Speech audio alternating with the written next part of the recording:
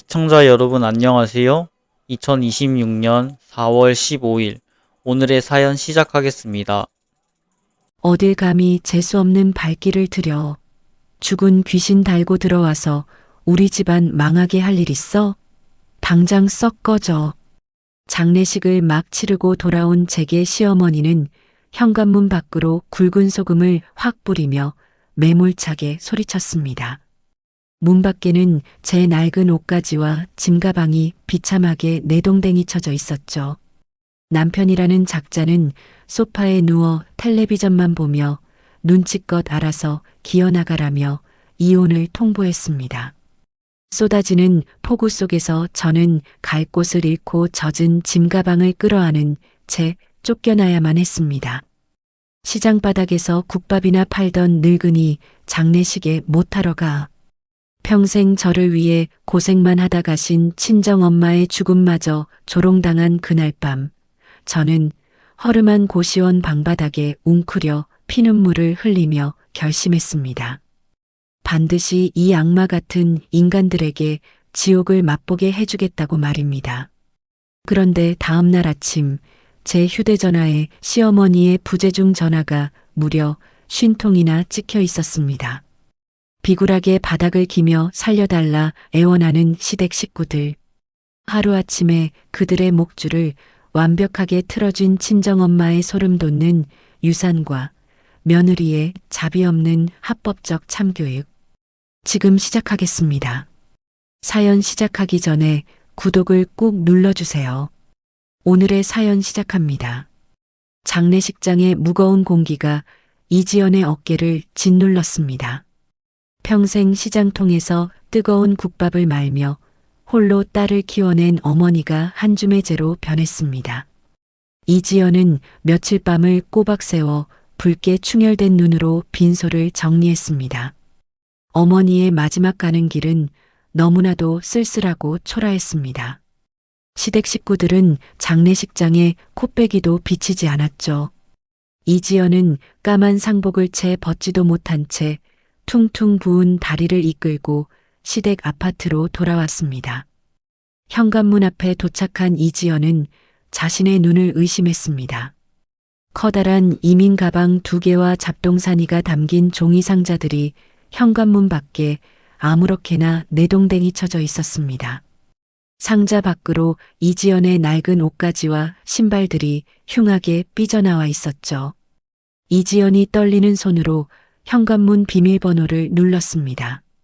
하지만 도어락은 낯선 경고음을 내며 붉은 불빛을 깜빡였습니다. 어머니, 저 지연이에요. 밖에 비가 너무 많이 와요. 제발 문 좀 열어주세요. 이지연이 굳게 닫힌 철문을 두드리며 힘없는 목소리로 말했습니다. 아이고 깜짝이야. 어딜 감히 재수옴 붙은 발길을 들이밀어. 소금 더 뿌려야겠네. 최영숙이 인터폰 너머로 귀를 찢을 듯 날카롭게 소리쳤습니다. 어머니, 저 지연이라니까요. 밖에 제 짐이랑 옷가지가 다 널브러져 있어요. 비가 와서 엉망이 된단 말이에요. 제발 일단 문부터 열어주세요. 이지연이 당황하여 인터폰 카메라를 향해 고개를 숙이며 대답했습니다. 누가 장님인 줄 알아? 초상집에서 상문살 잔뜩 묻혀온 년이 어딜 함부로 남의 집 귀한 문지방을 넘어오려고 해. 재수없게. 최영숙이 혀를 끌짓 차며 악을 썼습니다. 어머니, 저 며칠 동안 한숨도 못 자고 꼬박 밤새우며 장례 치르다 막 왔잖아요. 서 있을 힘조차 없어요. 이러다 저 길바닥에서 쓰러져요. 제발 문 좀 열어주세요. 이지연이 차가운 철문에 이마를 기대며 애원했습니다. 시끄러워. 어미 귀신 덜렁덜렁 달고 들어와서 우리 집안 폭삭 망하게 할 일 있어? 소금 바가지로 맞기 전에 당장 썩 꺼져. 최영숙이 인터폰 화면 밖에서 굵은 소금을 확 뿌리며 매몰차게 소리쳤습니다. 하얀 소금 알갱이들이 철문에 부딪혀 바닥으로 타닥타닥 떨어졌습니다. 이지연은 뺨을 타고 흐르는 것이 빗물인지 눈물인지 알 수 없었습니다. 거실 소파에 누워 텔레비전을 보던 박민호가 귀찮은 듯 몸을 뒤척였습니다. 아, 진짜 시끄러워서 텔레비전을 못 보겠네. 엄마, 저 여자 귀찮으니까 대충 말하고 빨리 쫓아내버려. 박민호가 휴대전화에서 눈을 떼지 않은 채 짜증 섞인 목소리로 말했습니다. 민호 씨, 당신 거기 안에 다 듣고 있지. 어머니 좀 말려봐. 나 지금 까만 상복 입고 길바닥에서 비 쫄딱 맞고 있잖아. 제발 문 좀 열어달라고 해봐. 이지연이 닫힌 문을 주먹으로 쾅쾅 내리치며 다급하게 소리쳤습니다. 야, 이지연. 네가 눈치가 있으면 알아서 좀 기어나가라. 초상집에서 귀신 잔뜩 묻혀왔으면 찜질방이라도 가서 며칠 푹 썩으면서 애군 떼고 오는 게 예의 아니야? 왜 남의 집 문을 쾅쾅 두드리고 난리야? 박민호가 소파에서 벌떡 일어나 현관 쪽으로 걸어오며 버럭 화를 냈습니다. 당신은 우리 엄마 돌아가셨는데 장례식장에 코빼기도 안 비쳤잖아. 하나밖에 없는 사위가 어떻게 나한테 이럴 수 있어. 당신이 그러고도 사람이야. 이지연이 참았던 분노를 터뜨리며 목소리를 높였습니다. 시장 바닥에서 꼬랑내 풍기며 국밥이나 팔던 늙은이 장례식에 잘난 내 아들이 가서 뭐해. 우리 집안격 떨어지겠으리. 최영숙이 박민호의 말을 가로채며 비웃음 섞인 목소리로 쏘아붙였습니다. 어머니, 방금 돌아가신 우리 엄마한테 뭐라고 하셨어요? 고생만 하다 가신 분한테 어떻게 그런 끔찍한 말씀을 하실 수가 있어요? 이지연이 눈을 부릅뜨며 인터폰을 향해 악을 썼습니다. 귀먹었어? 천박하고 근본 없는 국밥 장수 딸년이 어디서 하늘 같은 시어머니한테 눈을 부라려. 니년 잡동사니 쓰레기들 몽땅 밖에 내다버렸으니까 당장 짐 싸들고 꺼져버려. 최영숙이 표독스럽게 소리치며 인터폰 전원을 거칠게 꺼버렸습니다. 인터폰 화면이 까맣게 죽어버렸습니다. 복도에는 윙윙거리는 엘리베이터 소리만 차갑게 울려 퍼졌습니다. 이지연은 현관문 앞에 주저앉아 짐가방을 끌어안았습니다. 하늘에서는 구멍이 뚫린 듯 엄청난 폭우가 쏟아지기 시작했습니다. 이지연은 비를 피할 생각도 하지 못하고 무거운 가방을 질질 끌며 아파트 단지를 빠져나왔습니다. 차가운 빗줄기가 이지연의 까만 상복을 흠뻑 적셨습니다. 시장통에서 뜨거운 솥단지 앞에서 땀을 뻘뻘 흘리며 웃던 어머니의 얼굴이 떠올랐습니다. 자신은 고기 한 점 먹지 않고 딸의 밥그릇에만 고기를 듬뿍 얹어주던 어머니였습니다. 그런 어머니의 죽음마저 조롱당한 현실에 이지연은 억장이 무너졌습니다. 어두운 골목길 처마 밑에 겨우 몸을 숨긴 이지연의 휴대전화가 짧게 울렸습니다. 내일 당장 법원으로 이혼 서류 보낼 테니까 잔말 말고 도장이나 찍어. 너같이 재수없는 년이랑은 단 하루도 살기 싫으니까. 박민호가 보낸 통보 문자였습니다. 이지연은 휴대전화 화면을 노려보며 입술을 꽉 깨물었습니다. 입술이 터져 비릿한 피맛이 입안에 퍼졌습니다. 이지연은 근처에서 가장 허름하고 싼 고시원을 찾아 좁은 방 안으로 들어갔습니다. 한 사람이 겨우 누울 수 있는 비좁은 방에는 곰팡이 냄새가 진동했습니다.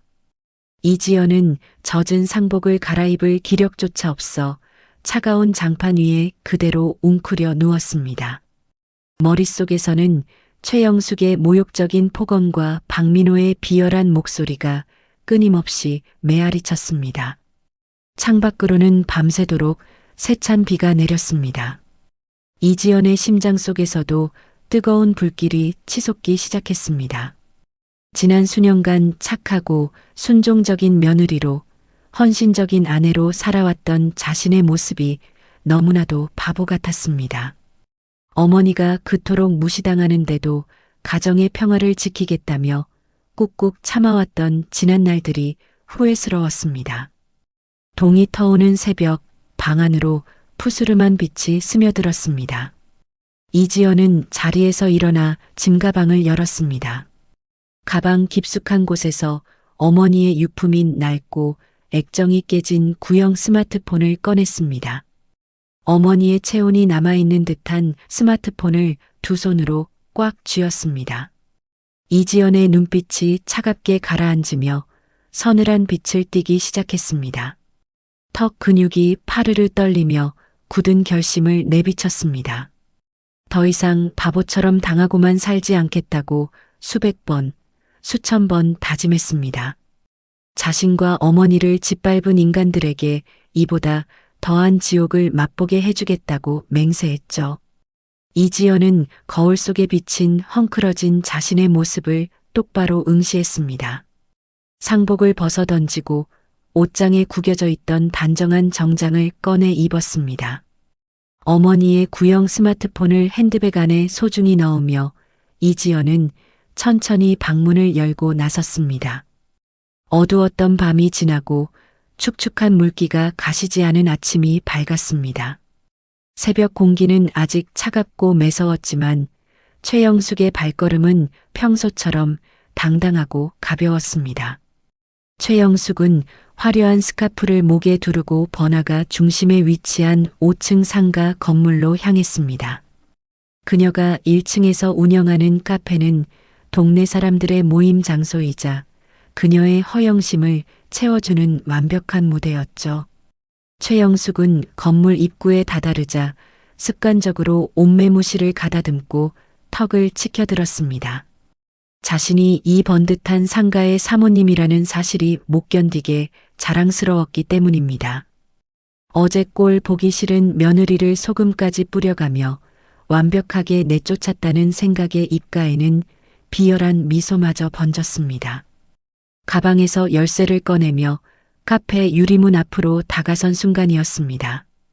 최영숙의 눈동자가 크게 흔들리며 입에 물고 있던 콧노래가 뚝 끊겼습니다. 투명한 통유리문 한가운데에 대문짝만한 하얀색 서류가 덕지덕지 붙어 있었습니다. 서류의 붉은색 글씨가 최영숙의 시선을 날카롭게 찔렀습니다. 최영숙이 떨리는 손으로 안경을 고쳤으며 서류의 내용을 읽어내려갔습니다. 서류의 제목은 건물주명의 변경 및 임대차 계약 해지 통보서였습니다. 발신인은 김태현 변호사였고 수신인은 최영숙 본인이었습니다. 내용을 읽어내려가던 최영숙의 턱 근육이 경련을 일으키듯 파르르 떨리기 시작했습니다. 그녀가 헐값에 세를 내며 사모님 행세를 할 수 있었던 이 5층 상가 건물의 실소유주 이름이 적혀 있었기 때문입니다. 그 이름은 바로 자신이 평생 천박하다며 벌레 보듯 무시했던 사돈 이지연의 친정어머니였습니다. 그리고 어제부로 원래 건물주가 사망함에 따라 모든 소유권과 권한이 유일한 상속자인 이지연에게 완벽하게 넘어갔다는 내용이 명시되어 있었죠. 뿐만 아니라 기존의 임대차 계약을 즉각 해지하니 당장 카페를 비우라는 무서운 경고가 담겨 있었습니다. 최영숙의 손에서 짤그랑 소리를 내며 열쇠 꾸러미가 바닥으로 떨어졌습니다. 다리에 힘이 풀린 그녀는 차가운 보도블록 위에 풀썩 주저앉고 말았습니다. 시장통에서 국밥이나 만다며 멸시했던 사돈이 사실은 수백억대 자산가였고 자신이 그 은혜에 기생에 살고 있었다는 끔찍한 진실이 그녀의 숨통을 조여왔습니다. 숨을 헐떡이며 멍하니 허공을 바라보던 최영숙은 다급하게 핸드백을 뒤져 휴대전화를 꺼냈습니다. 손가락이 덜덜 떨려 비밀번호조차 제대로 누르지 못했습니다. 같은 시각 아침 8시 좁고 퀴퀴한 고시원 방 안이었습니다. 단정한 정장으로 갈아입고 출근 준비를 마친 이지연은 책상 위에 놓인 휴대전화를 가만히 내려다보았습니다. 화면에는 최영숙의 이름으로 부재중 전화가 무려 50통이나 찍혀 있었습니다. 그 뒤를 이어 남편 박민호의 다급한 문자 메시지들이 폭포수처럼 쏟아져 들어오고 있었죠. 어젯밤까지만 해도 당장 이혼 도장을 찍으라며 떵떵거리던 인간들이 하루아침에 태도를 바꾼 것입니다. 이지연의 입가에 서늘하고 차가운 조소가 머물렀습니다. 그녀는 진동이 울리는 휴대전화를 가방 깊숙한 곳에 쑤셔넣고 방을 나섰습니다. 출근길 지하철 안에서 신우이 박지은의 전화가 걸려왔습니다. 이지연이 무표정한 얼굴로 통화 버튼을 눌렀습니다. 새언니, 대체 어디 있는 거야? 전화를 왜 이렇게 안 받아? 박지은이 다급하고 아부하는 듯한 목소리로 빠르게 말했습니다. 무슨 일인데? 이지연이 아무런 감정이 섞이지 않은 건조한 목소리로 짧게 대답했습니다. 어제 일은 엄마가 너무 놀라서 실수하신 거야. 엄마가 지금 식음을 전폐하고 언니만 애타게 찾고 있어. 제발 한 번만 만나서 얘기 좀 하자. 응? 박지은이 콧소리를 섞어가며 애원했습니다. 할 말 없어. 끊어. 이지연이 박지은의 말이 끝나기도 전에 매정하게 통화를 종료해버렸습니다. 점심시간이 되자 회사 로비 앞 카페에 익숙한 실루엣이 나타났습니다. 어깨를 잔뜩 움츠린 채 눈치를 살피는 박민호였습니다. 그는 이지연을 발견하자마자 꼬리를 치는 강아지처럼 굽실거리며 다가왔습니다. 지연아, 밥은 먹었어? 밖에서 밤새우고 출근해서 힘들지. 박민호가 가증스러운 미소를 지으며 이지연의 팔목을 잡으려 했습니다. 내 몸에 손대지 마. 역겨우니까. 이지연이 매섭게 팔을 뿌리치며 박민호의 눈을 똑바로 노려보았습니다. 아, 알았어. 어제는 내가 좀 예민했어. 어머니도 연세가 있으셔서 헛소리 하신 거야. 우리 부부잖아. 장모님 남기신 건물 이야기는 변호사 통해서 들었어. 재산이 꽤 되던데 그동안 왜 나한테 숨겼어? 박민호가 눈동자를 이리저리 굴리며 탐욕스러운 속내를 은근슬쩍 드러냈습니다. 네가 알 필요 없는 돈이야. 이혼 서류 보낸다며. 언제 보낼 건데? 이지연이 커피잔을 쥔 손에 힘을 주며 날카롭게 쏘아붙였습니다. 이지연의 단호한 태도에 박민호의 표정이 순식간에 일그러졌습니다. 다급해진 박민호는 침을 한번 꿀꺽 삼키더니 주변을 두리번거렸습니다. 지연아, 사실 내가 요즘 너무 힘들어. 주식 영끌한 거랑 코인 다 박살나서 빚이 수억이야. 사채까지 써서 매달 이자 막기도 벅차다고. 네가 그 상가 건물 공동 명의로 돌려주면 담보대출 받아서 내 빚 갚고 우리 새 출발할 수 있어. 제발 한 번만 살려주라. 박민호가 핏발선 눈으로 이지연을 쳐다보며 뻔뻔한 요구를 늘어놓았습니다. 이지연은 자신의 귀를 의심했습니다. 불법 도박과 투자 실패로 진 빚을 아내의 상속 재산으로 갚겠다는 그 파렴치한 발상에 헛웃음이 터져 나왔습니다. 새 출발? 짐승 새끼랑 무슨 새 출발을 해? 네 빚은 네가 몸을 팔아서라도 갚아. 내 상가에는 손톱만큼도 손 뗄 생각하지 마. 이지연이 의자에서 일어나며 차가운 얼음물을 끼얹듯 선언했습니다. 야, 이지연. 남편이 죽게 생겼는데 돈 좀 생겼다고 혼자 튀겠다는 거야. 박민호가 탁자를 거칠게 내리치며 악을 썼습니다. 이지연은 뒤도 돌아보지 않고 카페를 빠져나왔습니다. 등 뒤에서 들려오는 박민호의 욕설이 귓가를 때렸지만 이지연의 걸음은 한치의 흔들림도 없었습니다. 그날 저녁 퇴근길, 어둑해진 고시원 앞 골목길에 검은색 승용차 한 대가 서 있었습니다. 이지연이 다가가자 차 문이 열리며 최영숙과 박민호가 허겁지겁 내렸습니다. 두 사람은 이지연을 보자마자 차가운 아스팔트 바닥에 넙죽 무릎을 꿇었습니다. 아이고, 며느라가. 내가 미쳤었나 보다. 장례식 치르느라 고생했는데 내가 치매가 왔는지 헛소리를 했어. 제발 이 늙은이 한 번만 불쌍하게 여겨다오. 최영숙이 치맛자락을 부여잡고 거짓 눈물을 쥐어짜며 통곡하는 연기를 펼쳤습니다. 지연아, 엄마가 이렇게 무릎까지 꿇었잖아. 우리 제발 집으로 가자. 박민호도 옆에서 고개를 조아리며 거들었습니다.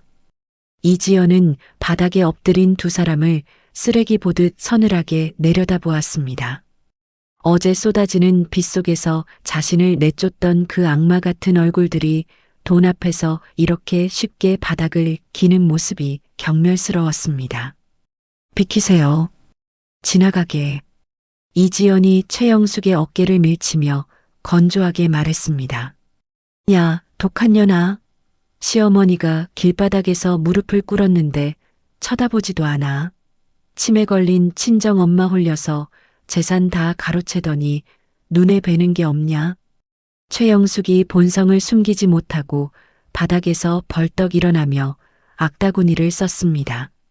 최영숙의 날카로운 고함 소리에 고시원 창문들이 하나둘 열리며 사람들이 웅성거리기 시작했습니다. 고시원 복도까지 쩌렁쩌렁 울리는 난동이었습니다. 이지연, 네가 끝까지 이러면 나도 가만 안 있어. 이혼 소송에서 내 기여도 싹 다 주장해서 그 건물 절반 무조건 뺏어버릴 거야. 두고 봐. 박민호가 얼굴이 불그락푸르락해져서 삿대질하며 협박했습니다. 이지연은 아무런 대꾸 없이 고시원 건물 안으로 들어갔습니다. 녹슨 철문이 굳게 닫히는 소리가 골목길을 무겁게 채웠습니다. 이지연은 어두운 계단을 오르며 주머니 속 친정어머니의 낡은 휴대전화를 꽉 쥐었습니다. 협박과 난동으로 끝까지 자신들의 탐욕을 채우려는 시댁 식구들의 민낯을 확인하자 오히려 머릿속이 차갑게 맑아지는 것을 느꼈습니다. 더 이상 일말의 동정심이나 망설임은 남아있지 않았습니다. 내일 당장 변호사를 만나 이 쓰레기들을 합법적으로 가장 처절하게 밟아버리겠다고 다짐했습니다. 시댁 식구들의 고시원 난동이 있었던 다음 날 오전이 밝았습니다. 하늘은 구름 한 점 없이 맑았지만 공기는 여전히 서늘했습니다. 이지연은 며칠 전부터 약속되어 있던 동네의 작은 법률사무소 문을 열고 들어섰습니다. 오래된 가죽 소파와 서류 더미가 쌓인 책상에서는 묵직한 종이 냄새와 쌉싸름한 커피 향이 배어 나왔습니다. 사무실 창문 틈으로 들어온 아침 햇살이 먼지가 춤추는 허공을 비추고 있었죠. 이지연은 긴장된 표정으로 낡은 소파에 조심스럽게 허리를 숙여 앉았습니다. 그녀의 맞은편에는 30대 후반의 단정한 정장을 입은 김태현 변호사가 따뜻한 시선으로 이지연을 바라보고 있었습니다. 이지연, 오랜만에 뵙습니다. 어머님 장례는 잘 치르셨는지요? 제가 먼저 찾아뵈어야 했는데 송구합니다. 김태연이 간 내린 따뜻한 둥글레차를 테이블 위에 내려놓으며 부드럽게 말했습니다. 아닙니다. 변호사님께서 이렇게 신경 써주셔서 정말 감사합니다. 엄마가 생전에 변호사님 말씀을 자주 하셨어요. 이지연이 김태연의 눈을 쳐다보며 차분한 목소리로 대답했습니다. 제가 고시원에 살면서 사법시험을 준비할 때였습니다. 주머니에 돈 한 푼 없어서 매일 굶고 다녔죠. 그때 어머님께서 매일같이 시장통 국밥집으로 저를 부르셨습니다. 돈은 나중에 판검사 되면 갚으라며 고기가 잔뜩 들어간 뜨거운 국밥을 덤으로 주셨습니다. 그 은혜가 아니었다면 지금의 저는 이 자리에 없었을 겁니다. 김태연이 안경을 벗어 손수건으로 닦으며 붉어진 눈시울을 애써 감췄습니다. 엄마는 항상 배고픈 사람을 그냥 지나치지 못하셨어요. 이지연이 찻잔을 쥔 두 손에 힘을 주며 고개를 끄덕였습니다. 어머님의 은혜를 갚기 위해서라도 제가 지연님의 모든 법적 방패막이가 되겠습니다. 어머님께서 남기신 유언장과 서류들을 이제 확인하시죠. 김태연이 다시 안경을 쓰고 결연한 표정으로 책상 서랍에서 두툼한 서류 봉투를 꺼냈습니다. 봉투 안에서 나온 첫 번째 서류는 친정 어머니의 유언장이었습니다. 어머님께서는 최영숙이 운영하는 1층 카페의 임대차 계약을 즉시 해지하라고 명시하셨습니다. 그리고 시댁 식구들을 상가에서 단 1원의 보상 없이 철저히 쫓아내라는 단호한 지시를 남기셨습니다. 김태연이 유언장의 핵심 내용을 손가락으로 짚으며 또박또박 읽어내려갔습니다. 이지연의 턱 근육이 경직되며 두 주먹이 무릎 위에서 부들부들 떨렸습니다. 어머니가 생전에 사돈의 멸시와 폭언을 묵묵히 견뎌낸 줄로만 알았습니다. 하지만 속으로는 딸을 괴롭히는 시댁 식구들을 향한 분노를 차갑게 억누르며 치밀한 복수를 준비하고 있었던 것입니다. 그 상가에서 쫓아내려면 명도 소송을 해야 하지 않나요? 소송이 길어지면 그 사람들이 또 무슨 짓을 할지 몰라 두렵습니다. 이지연이 마른 침을 삼키며 걱정스러운 얼굴로 물었습니다. 그 부분은 전혀 걱정하지 않으셔도 됩니다. 어머님께서 생전에 최영숙과 상가 임대 계약을 맺을 당시 공증을 받아둔 서류가 있습니다. 바로 재소전 화해조서입니다. 김태연이 붉은 도장이 찍힌 빳빳한 서류 한 장을 이지연의 눈앞에 내밀었습니다. 재소전 화해조서요.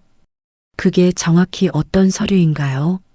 이지연이 눈을 크게 뜨며 몸을 앞으로 바짝 당겨 앉았습니다. 이 서류에는 임대인이 사망하거나 임대료가 단 한 번이라도 연체될 경우 임차인이 즉각 퇴거한다는 조항이 법적 효력으로 명시되어 있습니다.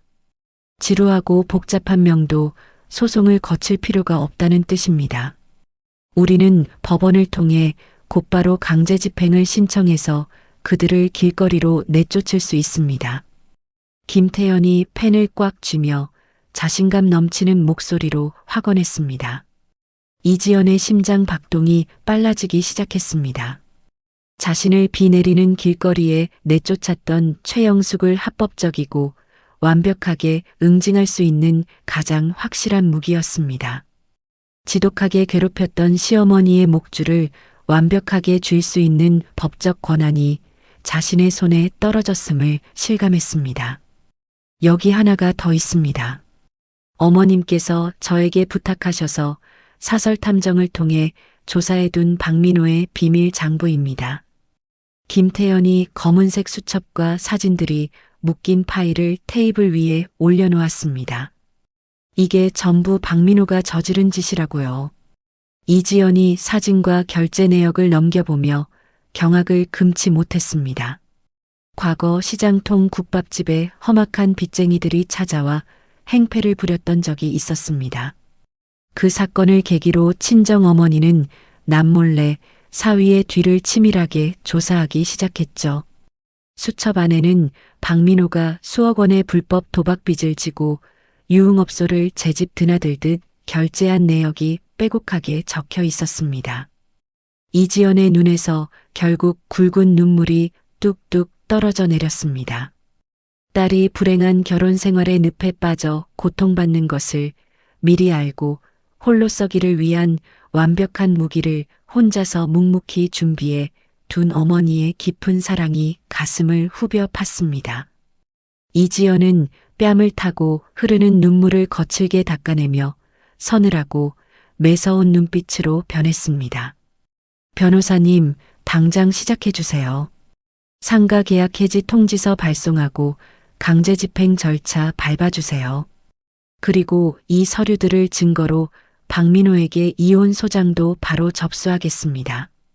이지연이 떨림없는 단호한 목소리로 복수의 서막을 열었습니다. 이지연이 상속 절차와 강제 집행을 준비하며 칼을 가는 사이 박민호는 심각한 위기에 몰려 있었습니다. 대기업 사무실 안 박민호는 자신의 책상 앞에 앉아 다리를 덜덜 떨고 있었습니다. 컴퓨터 화면에는 끊임없이 사채업자들의 빚 독촉 문자가 알림으로 떠올랐습니다. 이마에서 식은땀이 줄줄 흘러내려 셔츠 깃을 노랗게 적셨습니다. 과장님, 거래처 결제 대금 기한서 올렸습니다. 확인 부탁드립니다.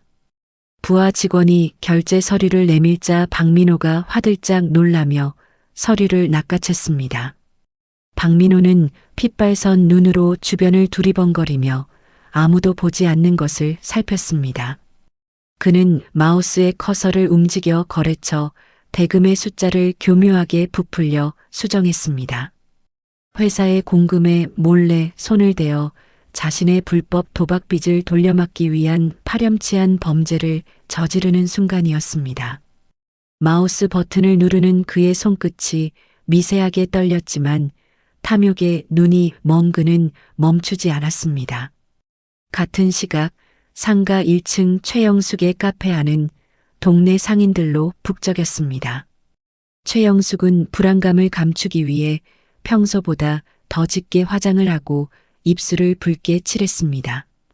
그녀는 카운터에 기대어 세탁소 사장과 미용실 사장에게 귓속말을 속닥거렸습니다. 아휴, 사장님들 내 말 좀 들어봐. 우리 건물 주인이 어제 죽었는데 글쎄 그 딸년이 건물을 날로 먹었대. 근데 그 독한 년이 곧 상가 관리비랑 월세를 2배로 팍팍 올릴 거라고 하네.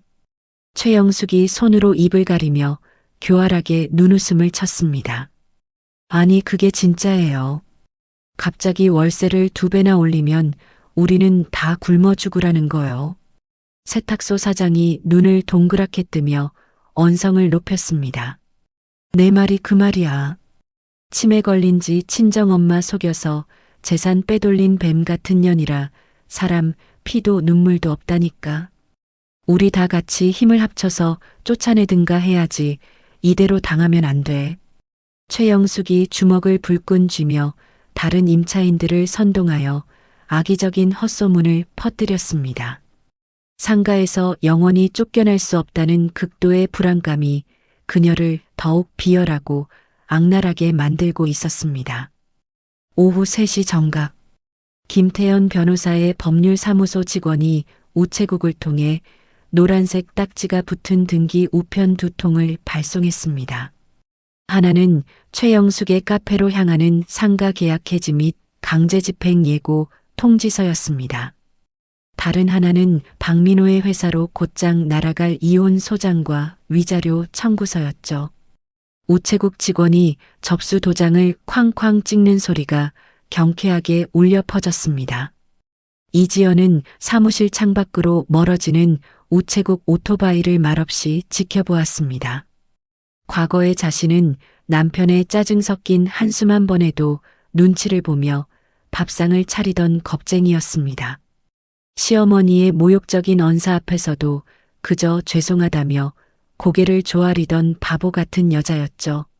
하지만 이제는 완벽하게 달라졌습니다. 어머니가 피눈물로 남겨준 막강한 자본과 법적인 무기가 그녀의 손에 쥐어졌습니다. 상가 강제 퇴거와 이혼 소송, 그리고 불법 자금 추적이라는 빈틈없는 그물망이 적들을 향해 빠르게 좁혀지고 있었습니다. 이지연의 입꼬리가 처음으로 아주 미세하게 위로 향하며 차가운 미소를 지었습니다. 그녀의 눈동자 속에는 슬픔 대신 도끼와 승리를 향한 확신이 불꽃처럼 타오르고 있었습니다. 아무리 발버둥 쳐도 빠져나갈 수 없는 지옥이 곧 그들 앞에 활짝 열릴 것입니다. 강제 집행 예고 통지서가 발송된 다음 날 오후였습니다. 가을 햇살이 따갑게 내리쬐는 5층 상가 1층 카페 안은 평소와 다름없이 손님들로 붐볐습니다. 최영숙은 화려한 앞치마를 두르고 콧노래를 흥얼거리며 커피 머신에서 김을 뽑아내고 있었습니다. 그녀의 얼굴에는 어제 자신이 퍼뜨린 헛소문이 동네 상인들에게 먹혀들었다는 안도감과 오만함이 가득했죠. 그때 헬멧을 쓴 우체국 집배원이 카페 유리문을 밀고 들어왔습니다. 집배원의 손에는 노란색 테이프가 붙은 두툼한 봉투가 들려 있었습니다. 최영숙 씨 맞으시죠? 본인 확인 서명 부탁드립니다.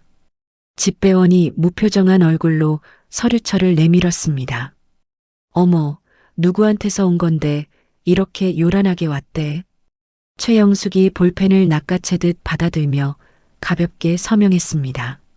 집배원이 나가자마자 최영숙은 봉투를 북 찢어 내용물을 꺼냈습니다. 흰 종이에 굵고 검은 명조체로 인쇄된 글자들이 그녀의 시야로 쏟아져 들어왔습니다. 상가 임대차 계약 즉시 해지 및 명도 강제 집행 예고 통지라는 문구가 그녀의 눈을 찔렀습니다. 최영숙의 입가에 맴돌던 미소가 순식간에 뻣뻣하게 굳어버렸습니다. 서류를 쥔 두 손이 사시나무 떨리듯 파들파들 떨리기 시작했고 이마에는 식은땀이 맺혔습니다. 며느리가 설마 진짜로 법적인 조치를 취할 것이라고는 상상조차 못했던 것입니다. 아니, 이 미친년이 진짜 돌았나? 감히 하늘 같은 시어머니를 쫓아내겠다고. 최영숙이 이성을 잃고 서류를 바닥에 내동댕이 치며 악을 썼습니다. 그녀는 카운터 옆에 있던 플라스틱 머그잔을 집어들어 벽을 향해 있는 힘껏 던졌습니다. 머그잔이 요란한 소리를 내며 산산조각이 났고 카페 안의 손님들이 놀라 비명을 지르며 웅성거렸습니다. 최영숙은 숨을 씩씩거리며 붉게 충혈된 눈으로 깨진 유리 조각들을 노려보았습니다. 평생 시장통 사돈을 무시하며 쌓아 올린 자신의 화려한 사모님 인생이 단 한 장의 서류로 끝장날 위기에 처하자 두려움과 분노가 뒤섞여 미친 사람처럼 펄펄 뛰었습니다. 같은 시각 이지연은 김태현 변호사의 사무실에 마주 앉아 이혼 소송의 마지막 증거들을 정리하고 있었습니다. 테이블 위에는 박민호의 불법 도박빚과 유흥업소 결제 내역이 담긴 비밀 장부 복사본이 가지런히 놓여 있었죠. 변호사님, 이 소장과 증거물들은 박민호의 회사로 바로 송달되게 해주세요. 그리고 억지 기여도 주장을 방어하고 거액의 위자료 청구도 잊지 마시고요. 이지연이 차갑고 단호한 목소리로 지시했습니다. 물론입니다. 박민호 씨가 직장에서 망신을 당하는 것은 시간 문제일 겁니다. 증거가 워낙 명백해서 재산 분할은커녕 위자료 폭탄을 맞게 될 겁니다. 김태현이 고개를 끄덕이며 서류들을 꼼꼼하게 파일에 철했습니다. 상가 강제 퇴거와 이혼 소송이 폭풍처럼 들이닥치자 가장 먼저 반응을 보인 것은 신우이 박지은이었습니다. 박지은은 상황이 심상치 않게 돌아가고 있음을 본능적으로 직감했습니다. 그녀는 주변을 살피며 화장실 문을 걸어 잠그고 이지연에게 은밀하게 전화를 걸었습니다. 전화벨이 2번 울리기도 전에 이지연이 건조하게 전화를 받았습니다. 새언니, 나야 지은이. 언니 지금 바빠? 박지은이 모기만 한 목소리로 속삭이듯 말했습니다. 무슨 일인데? 용건만 짧게 해. 이지연이 서류에 시선을 고정한 채 차갑게 대답했습니다. 새언니, 사실 나 언니한테 할 말이 있어. 우리 엄마랑 오빠가 언니 상가 뺏으려고 작당 모의한 거 다 알고 있잖아. 근데 오빠한테 숨겨진 내연녀가 있다는 것도 알아? 박지은이 침을 꿀꺽 삼키며 폭탄 발언을 던졌습니다. 이지연의 펜 끝이 종이 위에서 딱 멈췄습니다. 남편의 불륜 사실은 친정 어머니의 비밀 장부에도 나와 있지 않은 뜻밖의 정보였습니다. 증거 있어. 말로만 떠드는 거면 끊어. 이지연이 눈썹을 꿈틀거리며 날카롭게 쏘아붙였습니다. 증거 있지.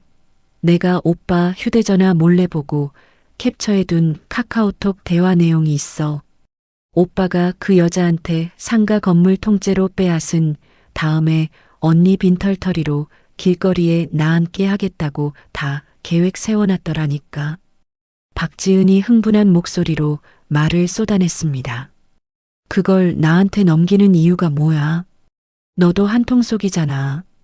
이지연이 의심스러운 눈빛을 거두지 않고 차갑게 물었습니다. 나야 뭐 엄마가 시키는 대로 한 거지. 새언니, 나 그 증거 다 넘길 테니까 나만은 상가에서 계속 일할 수 있게 해줘. 나 이제 갈 데도 없단 말이야. 제발 부탁할게.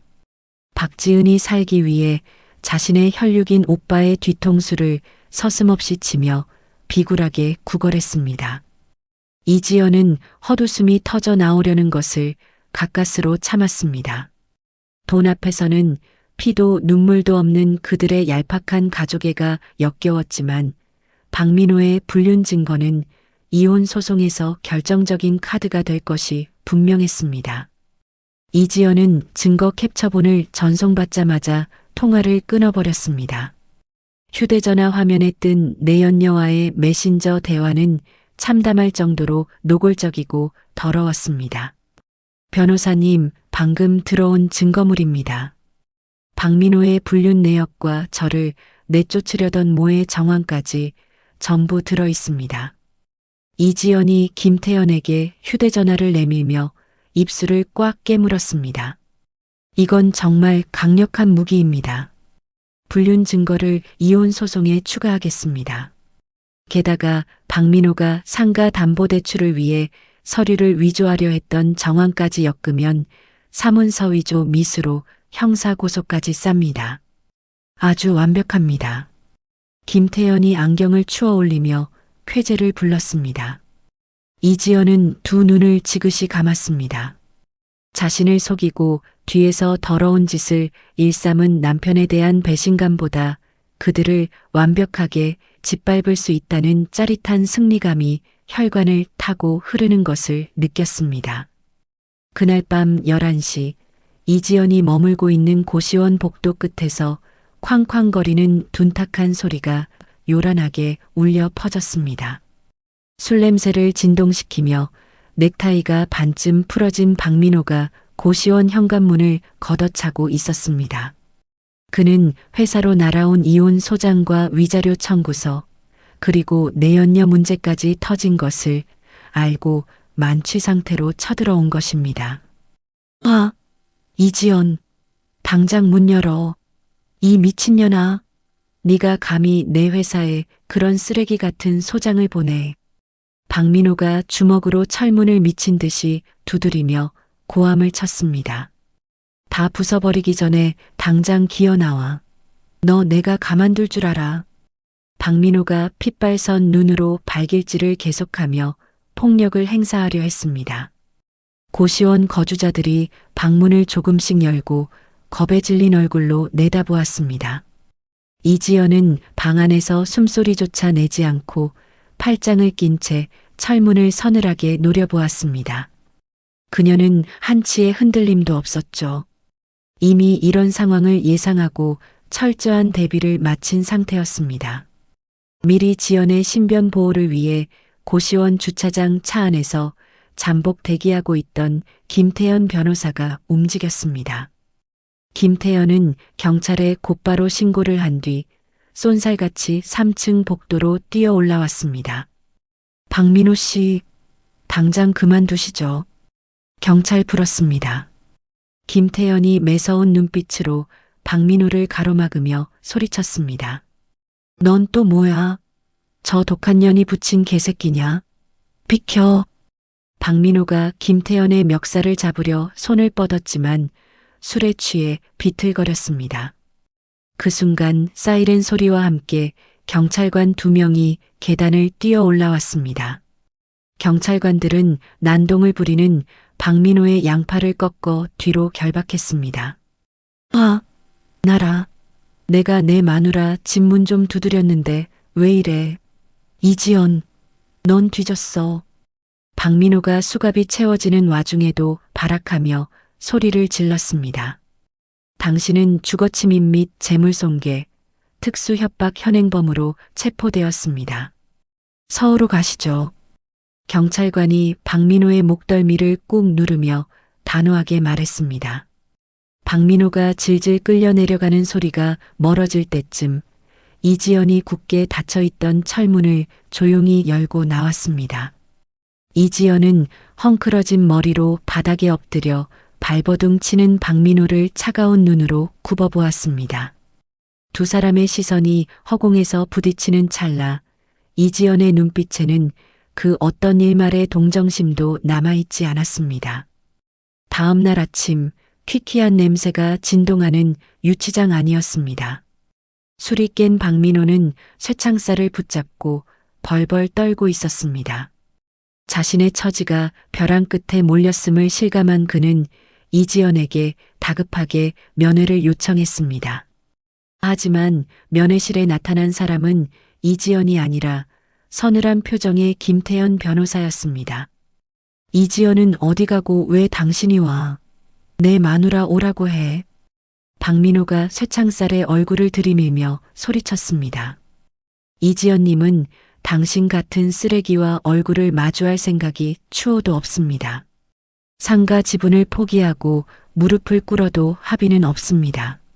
앞으로 모든 법적 절차는 저를 통해서만 소통하십시오. 김태현이 차가운 목소리로 최후 통첩을 남긴 뒤도 돌아보지 않고 면회실을 빠져나갔습니다. 유치장에 갇혀 절망에 빠진 박민호의 비명소리가 등 뒤로 메아리 쳤습니다. 같은 시각 이지연은 시댁의 어떠한 협박과 회유에도 흔들림 없이 철거 용역업체와 계약서에 도장을 찍고 있었습니다. 그녀의 눈앞에 펼쳐질 통쾌하고 완벽한 강제집행의 날이 분초를 다투며 다가오고 있었습니다. 법원이 지정한 강제집행 당일 아침이 밝았습니다. 상가 1층 카페 앞에는 아직 쌀쌀한 새벽 공기가 채 가시지 않았죠.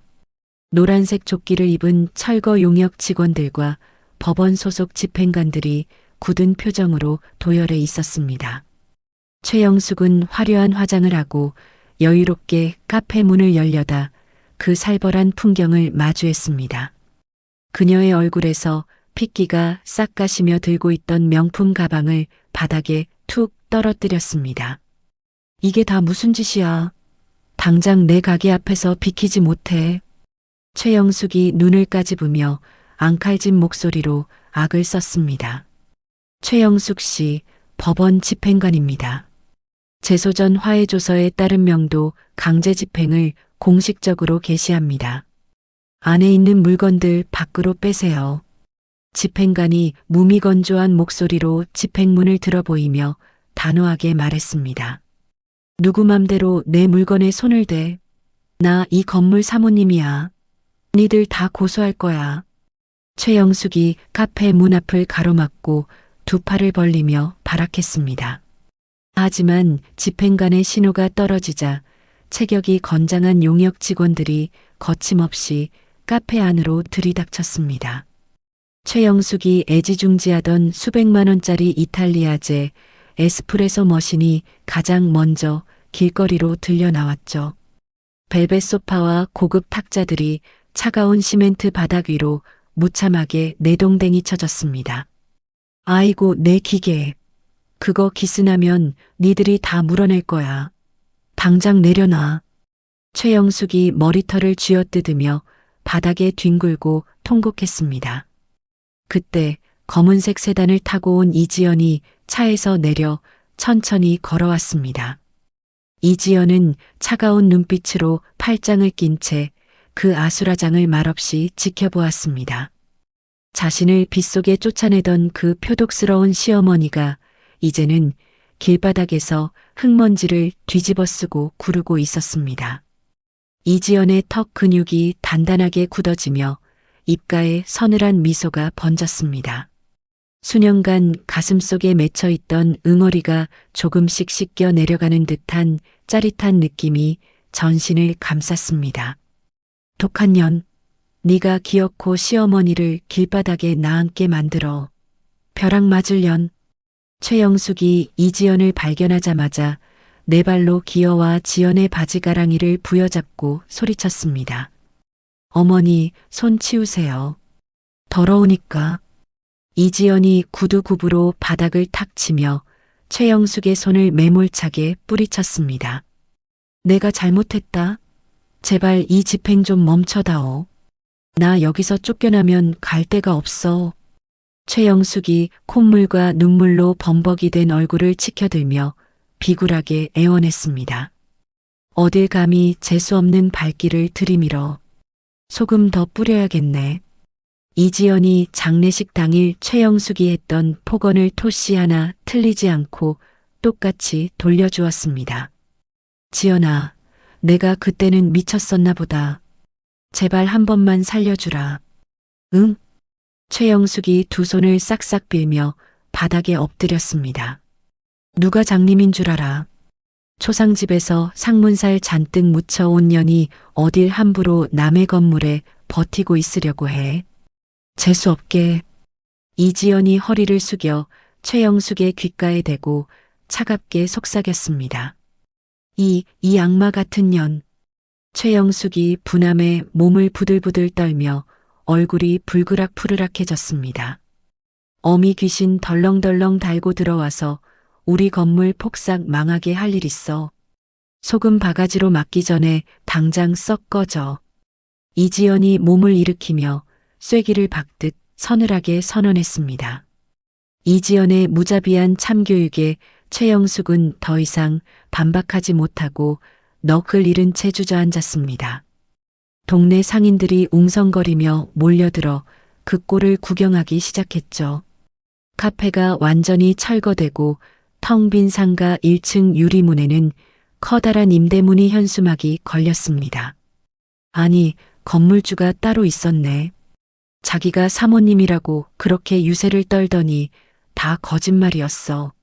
세탁소 사장이 혀를 차며 멸시하는 눈빛으로 최영숙을 내려다보았습니다. 그러게 말이야. 며느리 친정엄마 재산 뺏으려다가 쫓겨난 거라며. 아주 쌤통이네. 미용실 사장이 팔짱을 끼고 코웃음을 치며 비아냥거렸습니다. 동네 사람들의 조롱 섞인 쑥덕거림이 최영숙의 귓전을 날카롭게 때렸습니다. 평생을 허영심으로 쌓아온 그녀의 알량한 자존심이 산산조각 나는 순간이었습니다. 한편 그 시각 박민호가 근무하는 대기업 사무실은 무거운 침묵으로 짓눌려 있었습니다. 사무실 문이 거칠게 열리며 검은색 정장을 입은 사내 내부 감사팀 직원 3명이 들이닥쳤습니다. 직원들은 일말의 망설임도 없이 곧장 박민호의 책상으로 다가갔습니다. 박민호 과장님, 감사팀에서 나왔습니다. 자리에서 일어나십시오. 감사팀장이 얼음장 같은 목소리로 지시하며 박민호의 어깨를 꽉 눌렀습니다. 아니, 갑자기 무슨 일이시죠? 저 지금 바쁜 업무 처리 중입니다만. 박민호가 당황하여 마우스를 쥔 손을 바들바들 떨며 대답했습니다. 지금부터 박 과장님의 업무용 컴퓨터와 책상 내 모든 서류를 정격 압수합니다. 감사팀 직원이 박민호의 의자를 뒤로 밀쳐내며 컴퓨터 본체에 보안 파일들을 꽂았습니다. 이게 무슨 짓입니까? 제가 뭘 잘못했다고 압수수색을 해요. 박민호가 자리에서 벌떡 일어나 핏대를 세우며 악을 썼습니다. 박 과장님이 거래처 대금을 허위로 부풀려 회사 공금을 횡령한 정황을 정확히 포착했습니다. 횡령 자금이 불법 도박 사이트로 흘러들어간 내역까지 전부 확인 끝났습니다. 감사팀장이 두툼한 증거 서류철을 책상 위에 툭 던지며 쏘아붙였습니다. 그 말을 듣는 순간 박민호의 무릎이 푹 꺾이며 털썩 주저앉았습니다. 비밀리에 진행하던 공금 횡령과 도박 빚 돌려막기가 이토록 빨리 발각될 줄은 꿈에도 몰랐던 것입니다. 심장이 터질 듯이 요동치고 숨이 턱턱 막혀왔습니다. 팀장님, 오해입니다. 제가 잠깐 돈을 융통한 건 맞지만 내일 당장 채워 넣으려고 했습니다. 박민호가 감사팀장의 바짓가랑이를 붙잡고 눈물 콧물을 흘리며 애원했습니다. 변명은 경찰서 가서 하시죠. 박 과장님은 현 시간부로 즉각 직위 해제입니다. 짐 싸서 당장 회사 밖으로 나가십시오. 감사팀장이 매정하게 박민호의 손을 쳐내며 선고했습니다. 사무실 안의 다른 동료들이 경멸 어린 눈빛으로 박민호를 쳐다보며 수군거렸습니다. 대박, 공금 횡령이래. 게다가 사내 불륜까지 저질렀다며. 옆자리 여직원이 입을 틀어막고 작게 속삭였습니다. 어쩐지 요새 영업지원팀이랑 맨날 붙어 다니더라니. 진짜 찌질하네. 앞자리 남직원이 혀를 끌짓 차며 고개를 저었습니다. 회사에서 불명예스럽게 쫓겨난 박민호는 횡령 혐의로 경찰에 정식 고발 조치되었습니다. 가장 큰 충격은 자신의 마지막 동아줄이라 믿었던 사내 내연녀마저 불륜 사실이 퍼지자 즉시 그를 차단하고 잠적해버린 것입니다. 박민호는 한순간에 직장, 돈, 여자, 그리고 가족까지 모든 것을 잃고 완벽한 나락으로 떨어졌습니다. 그날 저녁 최영숙은 찜질방 구석에 쭈그려 앉아 식은 식혜를 홀짝이고 있었습니다. 철거된 짐을 보관할 창고 대여 비용과 그동안 밀린 상가 월세 및 관리비로 그녀의 보증금마저 한 푼도 남김없이 공제당해버렸죠. 이제 수중에 남은 돈이라고는 찜질방 입장료 몇만 원이 전부인 빈털터리 신세로 전락하고 말았습니다. 이지연은 깨끗하게 비워진 상가 건물 꼭대기층의 펜트하우스를 세보금자리로 꾸몄습니다. 어두침침하고 곰팡이 냄새가 진동하던 고시원을 벗어나 완벽한 보안 시스템을 갖춘 자신만의 성을 마련한 것입니다. 고급스러운 가죽 소파와 은은한 조명이 켜진 거실에는 묵직한 평온함이 감돌았습니다. 이사를 마친 첫날 밤, 이지연은 따뜻한 차 한 잔을 손에 쥐고 넓은 통유리 창가에 섰습니다. 창밖으로는 자동차들의 불빛과 화려한 네온 사인이 번화한 거리를 수놓고 있었죠. 그녀의 눈가에 뜨거운 눈물이 한 방울 맺혀 부드럽게 흘러내렸습니다. 어머니가 평생 시장통에서 피땀 흘려 모은 이 귀한 공간을 지켜냈다는 안도감이 밀려왔습니다. 자신을 그토록 무참하게 짓밟았던 시댁 식구들에게 가한 1차적인 합법적 응징이 완벽하게 성공했습니다. 하지만 이지연의 눈빛은 다시 서늘하고 매섭게 빛나기 시작했습니다. 아직 끝난 것이 아니었습니다. 그들이 완전히 바닥을 치고 다시는 일어설 수 없도록 숨통을 끊어 놓아야 직성이 풀릴 것 같았기 때문입니다. 이지연은 창문에 비친 자신의 단단해진 모습을 응시하며 입술을 굳게 다물었습니다. 강제 집행이 끝나고 일주일이라는 시간이 흘렀습니다. 인적이 끊긴 야심한 새벽 번화가 뒷골목에는 스산하고 차가운 바람만이 맴돌았습니다. 텅 빈 5층 상가 건물 1층 로비 어둠 속에서 거친 발소리들이 울려 퍼졌습니다. 박민호와 최영숙 그리고 험상궂은 인상을 한 건장한 사내 5명이 건물 입구로 몰려들었죠. 사내들은 박민호가 불법 도박 자금을 빌려 쓴 악명 높은 사채업자들과 그 수하들이었습니다. 박민호는 회사에서 쫓겨나고 감옥에 갈 위기에 처하자 결국 사채업자들과 결탁하여 상가를 통째로 삼킬 끔찍한 범죄를 모의한 것입니다. 사내 하나가 굵고 무거운 쇠사슬을 끌고 와 1층 유리문 손잡이에 칭칭 감기 시작했습니다. 철컹거리는 파열음이 고요한 새벽 공기를 날카롭게 찢었습니다. 다른 사내는 시뻘건 라카 스프레이를 마구 흔들더니 투명한 유리창 위에 거침없이 글씨를 휘갈겼습니다.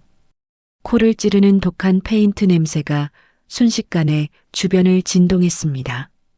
가짜 인테리어, 공사 대금 수억 원 미납으로 인한 유치권 행사 중 시뻘건 도료가 핏물처럼 뚝뚝 흘러내리는 끔찍한 문구가 건물 입구를 완전히 도배했습니다. 박민호는 품에서 구겨진 서류 뭉치를 꺼내어 사채업자 우두머리에게 건넸습니다. 형님, 이게 제 장모가 살아생전에 이 상가 전체 수리를 명목으로 수억 원대 공사를 의뢰했다는 도급 계약서입니다. 도장까지 완벽하게 위조했으니 법적으로 아무 문제 없을 겁니다. 박민호가 비굴하게 허리를 굽히며 속삭였습니다. 이거 하나면 그 독한 년 건물 우리가 통째로 먹을 수 있다는 거지. 일 틀어지면 네 손가락부터 날아갈 줄 알아라. 우두머리가 서류를 낚아채며 박민호의 뺨을 툭툭 쳤습니다. 오냐, 내 며느리년이 얼마나 독한지 몰라서 그래. 이렇게까지 해야 그년 숨통을 끊어놓지. 우리 민호 빚도 갚고 이 건물도 다시 내 차지로 만들 거야. 최영숙이 탐욕스럽게 번뜩이는 눈으로 붉은 낙하 글씨를 쓰다듬으며 중얼거렸습니다. 그녀의 얼굴에는 이미 죄책감 따위는 사라진 지 오래였습니다. 다음 날 아침 출근길에 나선 상가 임차인들은 입구를 가로막은 험악한 사채업자들과 붉은 글씨를 보고 경악을 금치 못했습니다. 팔과 목에 문신을 두른 사내들이 입구에 가니 의자를 깔고 앉아 담배를 뻐끔거리며 위협적인 분위기를 조성하고 있었죠. 겁에 질린 임차인들은 가게 문도 열지 못한 채 발만 동동 굴렀습니다. 세탁소 사장과 미용실 사장이 얼굴이 하얗게 질려 서로를 쳐다보았습니다. 아니, 이게 대체 무슨 날벼락이랍니까? 유치권이라니요. 세탁소 사장이 다리를 덜덜 떨며 소리쳤습니다. 빨리 건물주한테 연락해봐요. 당장 보증금 빼달라고 내용 증명부터 보내야겠어. 무서워서 장사하겠냐고. 미용실 사장이 휴대전화를 꺼내들며 악을 썼습니다. 그 시각 펜트하우스에서 출근 준비를 하던 이지연의 휴대전화가 미친 듯이 울리기 시작했습니다. 임차인들의 항해 문자와 보증금 반환을 요구하는 내용 증명 발송 알림이 폭포수처럼 쏟아졌습니다. 이지연은 서늘해진 눈매로 상황의 심각성을 직감하고 서둘러 외투를 걸쳤습니다. 이지연이 엘리베이터를 타고 1층 로비에 도착했을 때 눈앞에 펼쳐진 광경은 상상을 초월했습니다. 시뻘건 라카 자국과 쇠사슬, 그리고 담배 연기를 뿜어대는 사채업자들 한가운데에 박민호와 최영숙이 서 있었습니다. 이지연이 턱 근육을 꽉 깨물며 그들을 향해 천천히 걸음을 옮겼습니다. 박민호, 이게 지금 무슨 미친 짓이야. 당장 이 쓰레기들 치우지 못해. 이지연이 얼음장처럼 차가운 목소리로 경고했습니다. 미친 짓이라니. 니네 엄마가 우리 형님들한테 인테리어 공사 맡기고 돈을 안 줬잖아. 합법적인 유치권 행사 중이니까 억울하면 돈을 뱉어내시지. 박민호가 위조된 도급 계약서를 흔들어대며 비열하게 웃었습니다. 우리 엄마가 무슨 공사를 해. 경찰 부르기 전에 당장 꺼져. 이지연이 휴대전화를 꺼내들며 단호하게 맞섰습니다. 그 순간 이지연이 다가가기도 전에 최영숙이 갑자기 기괴한 비명을 지르며 뒷걸음질을 쳤습니다. 최영숙은 이지연과 3걸음 이상 떨어져 있었음에도 불구하고 스스로 상가 1층 대리석 계단 쪽으로 몸을 날렸습니다. 우당탕탕하는 둔탁한 마찰음과 함께 최영숙이 계단 아래로 흉하게 굴러떨어졌습니다. 우두둑하는 소름 끼치는 뼈 부러지는 소리가 로비 전체에 울려 퍼졌습니다. 아, 내 팔. 며느리가 나를 죽이려고 계단에서 밀었어. 사람 살려. 최영숙이 부러져 비틀어진 오른팔을 부여잡고 바닥을 뒹굴며 피를 토하듯 악을 썼습니다. 고통에 일그러진 그녀의 얼굴에는 도끼 어린 미소가 아주 짧게 스치고 지나갔습니다. 엄마, 이지연, 너 지금 무슨 짓을 한 거야? 시어머니를 계단에서 밀어버려. 박민호가 눈을 부릅뜨고 달려가 최영숙을 부축하며 소리쳤습니다. 형님들 다 보셨죠? 저 여자가 우리 어머니 민 거 똑똑히 보셨죠? 당장 경찰에 신고해. 박민호가 사채업자들을 향해 고개를 돌리며 미리 짜둔 대본대로 움직였습니다. 우리가 다 봤어. 아주 냅다 밀어버리던데. 우두머리가 담배꽁초를 바닥에 비벼 끄며 능글맞게 거들었습니다. 이지연은 눈앞에서 벌어진 믿기 힘든 자의 공갈쇼에 순간적으로 숨이 턱 막혔습니다. 어떻게 사람이 저토록 악랄하고 교활해질 수 있는지 온몸에 소름이 돋았죠. 하지만 이지연은 당황하여 변명하는 대신 차갑게 가라앉은 눈으로 주변의 상황을 빠르게 훑었습니다. 몇 분 지나지 않아 요란한 사이렌 소리와 함께 경찰차가 건물 앞에 도착했습니다. 구급대원들이 비명을 지르는 최영숙을 들것에 싣고 구급차로 향했습니다. 경찰관들은 박민호와 사채업자들의 일관된 거짓 진술을 듣고 곧장 이지연을 애워쌌습니다. 이지연 씨, 존속상해 혐의로 임해 동행하겠습니다. 피해자의 부상이 심각하고 목격자가 다수 있어 경찰서로 가셔야겠습니다. 경찰관이 굳은 표정으로 이지연의 팔을 잡았습니다. 저는 저 사람 근처에 가지도 않았습니다. 저들이 상가를 뺏으려고 자해 공갈을 한 겁니다. 이지연이 억울함을 꾹 누르고 또박또박 대답했습니다. 그건 서해 가서 조사받으면서 말씀하시죠. 갑시다. 경찰관이 강압적으로 이지연을 순찰차 뒷좌석에 밀어 넣었습니다.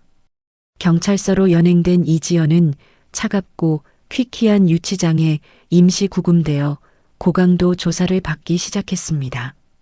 담당 형사는 목격자 진술서와 최영숙의 골절 진단서를 들이밀며 이지연을 범인으로 몰아세웠습니다. 설상가상으로 조사를 받던 중 은행에서 다급한 전화가 걸려왔습니다. 건물의 유치권 분쟁과 소유주의 폭행 사건이 접수되자 상가 전체 리모델링과 보증금 반환을 위해 신청했던 거액의 기업대출 승인이 전면 보류되었다는 청천벽력 같은 통보였죠. 이지연은 하루아침에 폭행 전과자가 될 위기에 처한 채 건물의 통제권마저 잃어버리는 최악의 고립 상태에 빠지고 말았습니다.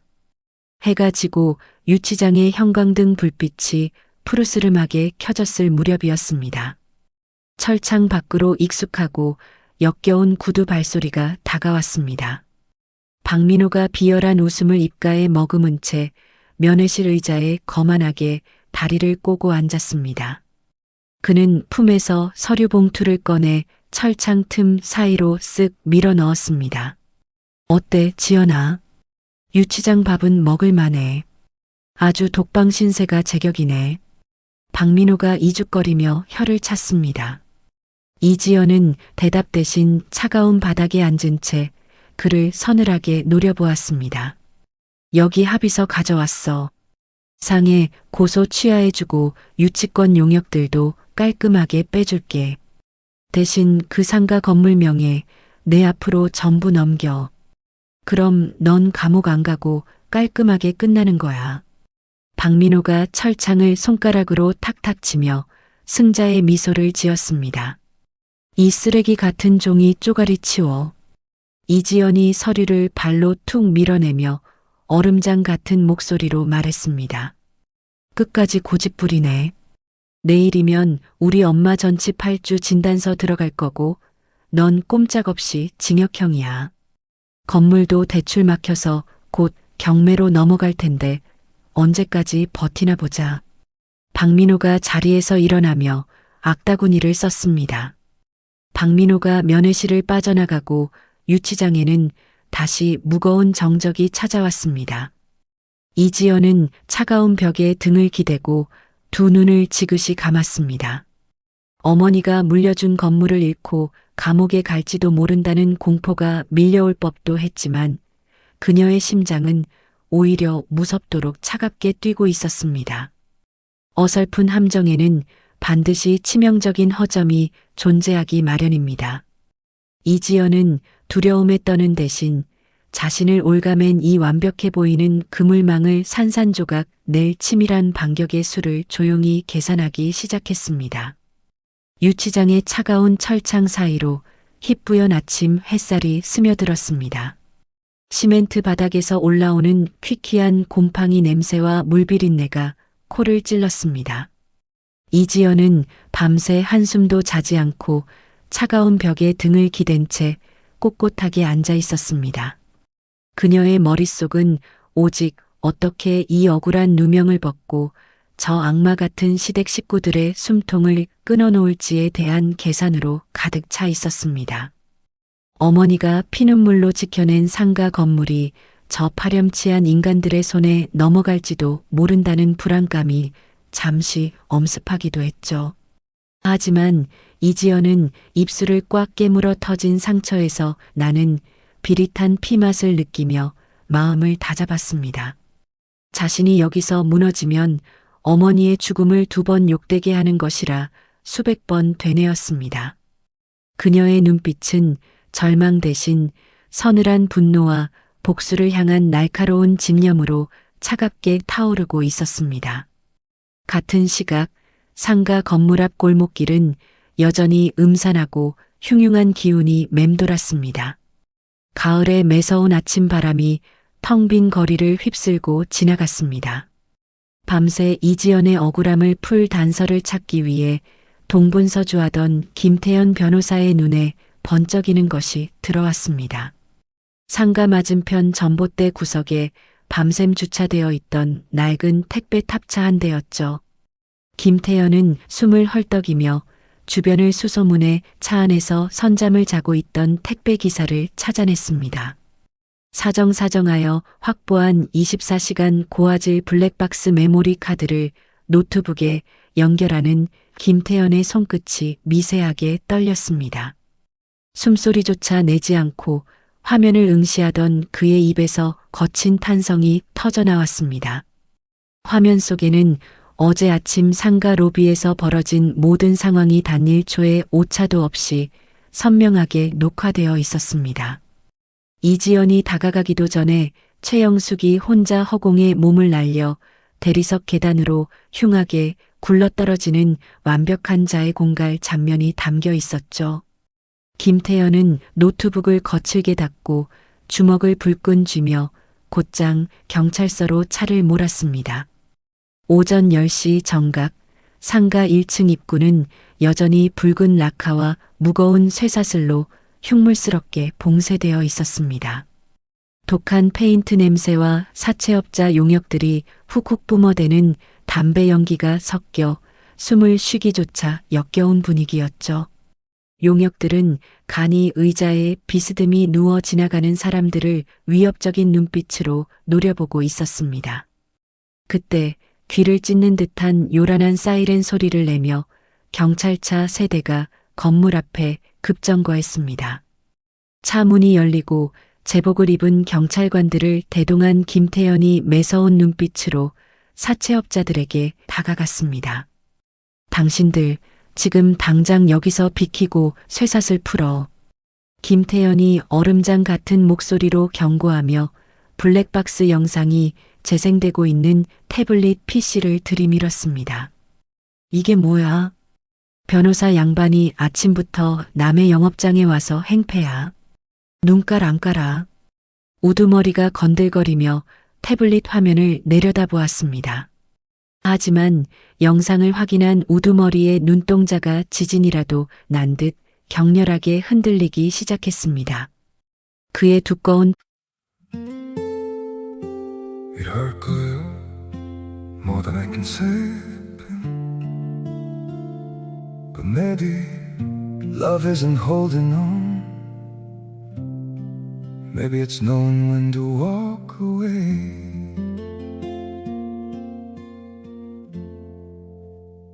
We try to hold what we're slipping through, like sand running from our hands.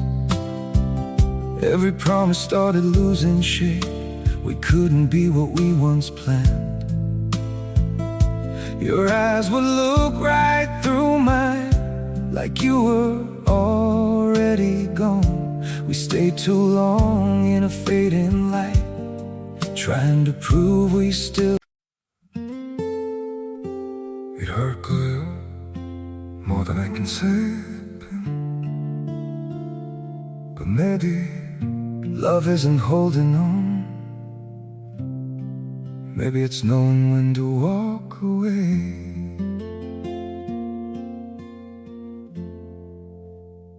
We try to hold what we're slipping through, like sand running from our hands.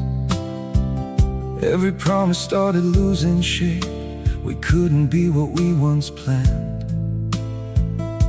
Your eyes would look right through mine, like you were already gone. We stayed too long in a fading light, trying to prove we still. It hurt clear, more than I can say.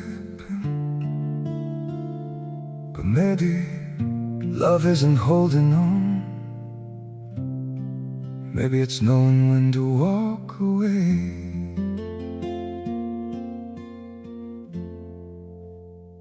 We try to hold what we're slipping through, like sand running from our hands.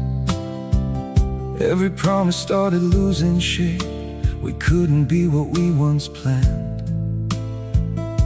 Your eyes would look right through mine, like you were already gone. We stayed too long in a fading light, trying to prove we still. It hurt clear, more than I can say.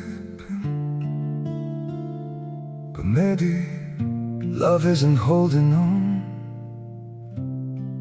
Maybe it's knowing when to walk away.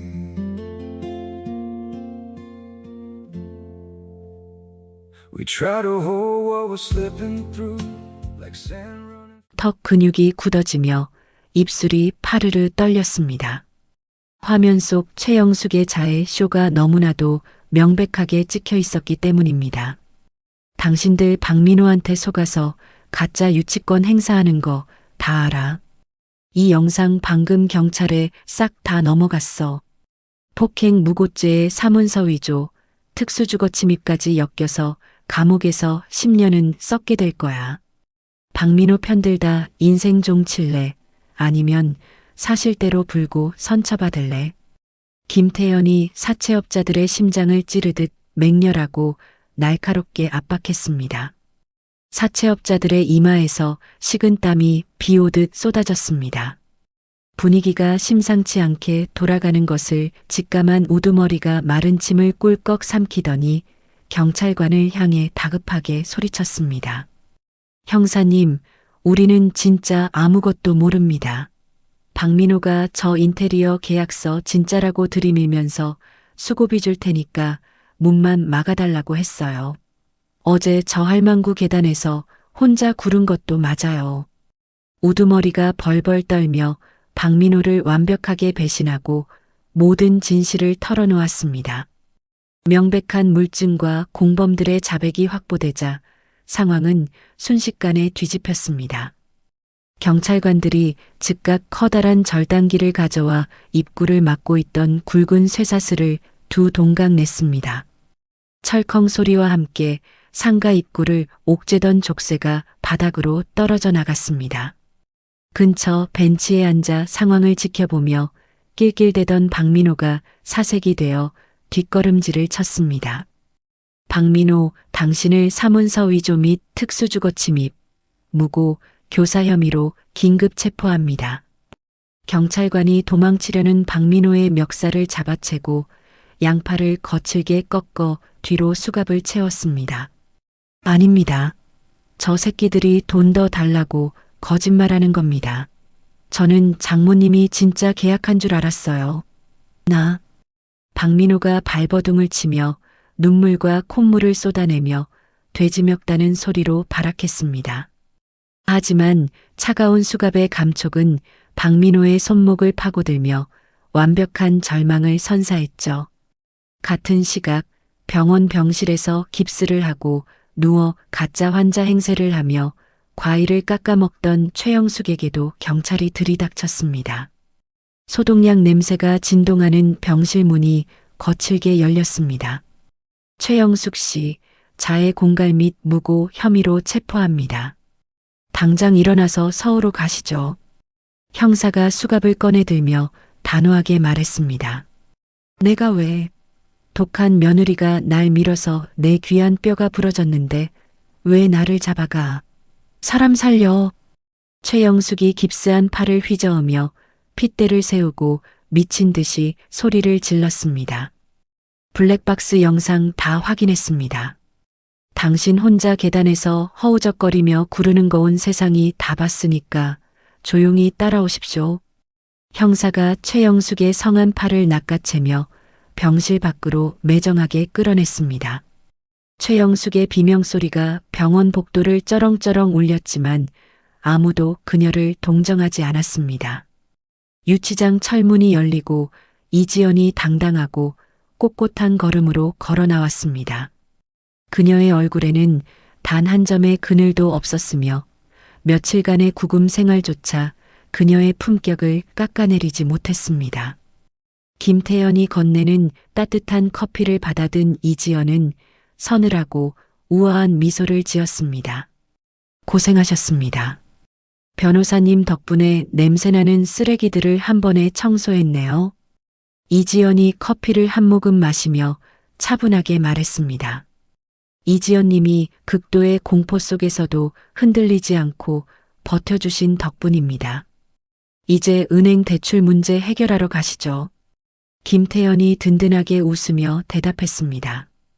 이지연은 경찰서를 나서자마자 은행 본점으로 직행했습니다.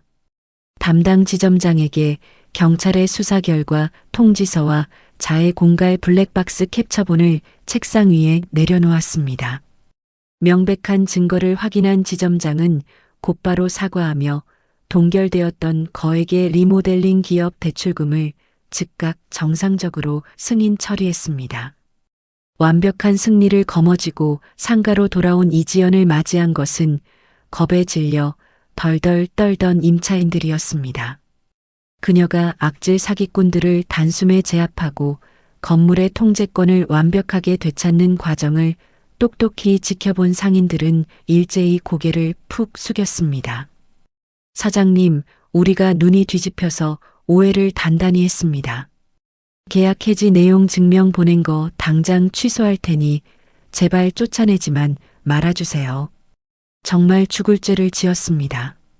세탁소 사장이 두 손을 모아 싹싹 빌며 연신 허리를 굽혔습니다. 맞아요. 우리가 그 독사 같은 시어머니 노인네한테 홀려서 사장님을 의심했어요. 앞으로 사장님만 믿고 따르겠습니다. 미용실 사장도 눈치를 보며 굽실거렸습니다. 관리비는 단 한 푼도 올리지 않을 겁니다. 대신 앞으로 건물 내에서 근거 없는 헛소문을 퍼뜨리거나 분란을 조장하면 임대차 계약은 즉시 해지하겠습니다. 명심하세요. 이지연이 흔들림 없는 단호한 눈빛으로 임차인들을 완벽하게 제압했습니다. 임차인들은 안도의 한숨을 내쉬며 이지연에게 전폭적인 신뢰와 충성을 맹세했습니다. 그날 오후 경찰서 취조실은 악다구니와 저주 섞인 욕설로 아수라장이 되었습니다. 나란히 수갑을 차고 앉은 최영숙과 박민호는 형량을 조금이라도 줄이기 위해 서로의 목을 물어뜯기 시작했죠. 이 멍청하고 쓸모없는 새끼야. 네가 가짜 서류 들고 와서 유치권 행사를 하자고 꼬드겼잖아. 난 네가 시키는 대로 계단에서 구른 죄밖에 없어. 형사님, 이거 다 제 아들이 시킨 겁니다. 최영숙이 성한 팔로 박민호의 머리통을 거칠게 후려치며 악을 썼습니다. 엄마가 저 독한 년 감옥 보내서 건물 뺏어야 한다고 먼저 자해 쇼 기획했잖아. 왜 이제 와서 나한테 다 뒤집어 씌우고 난리야. 미친 노인네야.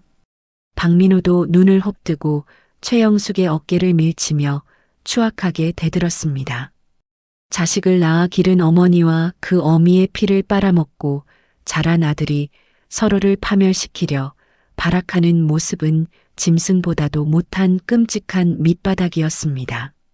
서로를 향해 가래침을 뱉고 저주를 퍼붓는 두 사람의 울부짖음이 경찰서 복도를 흉하게 채웠습니다. 한편 상가 건물 앞에서는 이지연이 부른 특수청소업체 직원들이 비 오듯 땀을 흘리고 있었습니다. 강력한 고압 세척기가 굉음을 내며 투명한 유리창에 칠해진 시뻘건 라카 자국을 무참하게 부수어 지워내고 있었죠.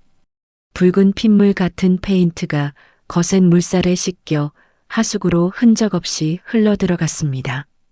이지연은 펜트하우스 창가에 서서 점점 깨끗해지는 상가의 유리창을 가만히 내려다보며 굳어있던 턱 근육의 긴장을 완전히 풀었습니다. 어머니가 평생의 피눈물로 일궈낸 소중한 유산을 한치의 흠집도 없이 완벽하게 수호해낸 것입니다. 이제 저 악마들이 감옥의 차가운 시멘트 바닥에서 평생 피눈물을 흘리며 썩어갈 일만 남았습니다. 이지연의 붉은 입술 사이로 피어오른 미소는 그 어느 때보다 찬란하고 압도적으로 통쾌했습니다. 모든 거짓과 조작이 낱낱이 밝혀지고 2달이라는 시간이 흘렀습니다. 계절은 차가운 늦가을을 지나 어느덧 코끝이 찡해지는 겨울의 초입에 다다랐습니다. 법원 복도에는 서늘한 공기가 무겁게 내려앉아 있었고 굳게 닫힌 형사재판부 법정에 무거운 나무 문이 천천히 열렸습니다. 방청석에 홀로 꼿꼿하게 앉은 이지연은 미동도 없이 판사의 선고를 기다렸습니다. 피고인석에는 연두색 죄수복을 입은 박민호와 최영숙이 초췌하고 넋이 나간 얼굴로 나란히 서 있었죠. 박민호의 헝클어진 머리카락과 푹 패인 눈두덩이는 과거 대기업 과장 행세를 하던 허세 가득한 모습은 온데간데 없었습니다. 최영숙 역시 화장기 하나 없는 얼굴에 부러진 팔을 깁스한 채 바들바들 떨고 있었습니다. 두 사람은 재판 내내 서로 눈 한 번 마주치지 않고 철저하게 남남처럼 굴었지만 결국 그들의 죄악은 피할 수 없는 철퇴를 맞았습니다. 피고인 박민호는 회사 공금 수억 원을 횡령하고 사문서를 위조하여 불법 유치권을 행사했으며 자신의 아내를 특수주거 침입과 무고로 몰아넣으려 한 죄질이 극히 불량하다. 이에 피고인 박민호에게 징역 4년의 실형을 선고하고 법정 구속한다. 재판장이 근엄하고 단호한 목소리로 판결문을 읽어내려갔습니다. 판사의 입에서 징역 4년이라는 단어가 떨어지자 박민호의 다리에 힘이 풀리며 털썩 주저앉았습니다. 교도관 2명이 양쪽에서 박민호의 겨드랑이를 낚아채듯 일으켜 세웠습니다. 판사님, 제가 잘못했습니다. 장모님 건물을 뺏으려던 게 아니라 잠깐 돈만 융통하려고 했습니다. 한 번만 살려주십시오. 박민호가 핏발선 눈으로 재판석을 향해 발악하며 눈물 콧물을 쏟아냈습니다.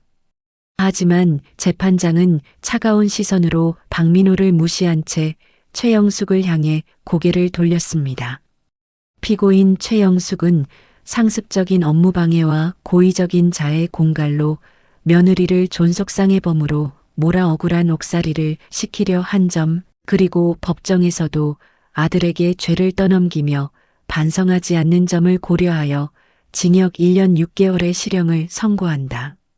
재판장이 법봉을 탕탕 치며 최영숙의 형량을 확정지었습니다. 아이고 내 팔자야. 내가 내 발로 계단에서 구른 게 무슨 죄라고 늙은이를 감옥에 쳐넣어. 그 독한 며느리년이 날 이렇게 만들었어. 최영숙이 깁스한 팔을 허공에 휘저으며 법정이 떠나가라 악을 썼습니다. 조용히 해, 이 늙은이야. 엄마 때문에 내 인생까지 다 망쳤잖아. 박민호가 최영숙을 향해 고개를 돌려 피를 토하듯 소리치며 저주를 퍼부었습니다. 최영숙과 박민호는 서로를 향해 짐승처럼 으르렁거리며 법정 보안 요원들에 의해 양쪽 문으로 거칠게 끌려나갔습니다. 이지연은 그 끔찍한 가족의 몰락을 끝까지 건조하고 차가운 눈빛으로 지켜보았습니다. 그녀의 턱 근육에 들어갔던 힘이 서서히 풀리며 깊은 숨이 입술 사이로 새어나왔습니다. 어머니가 남겨준 비밀 장부와 재소전 화해조서, 그리고 김태현 변호사의 완벽한 방어가 만들어낸 가장 합법적이고 숨 막히는 복수의 마침표였습니다.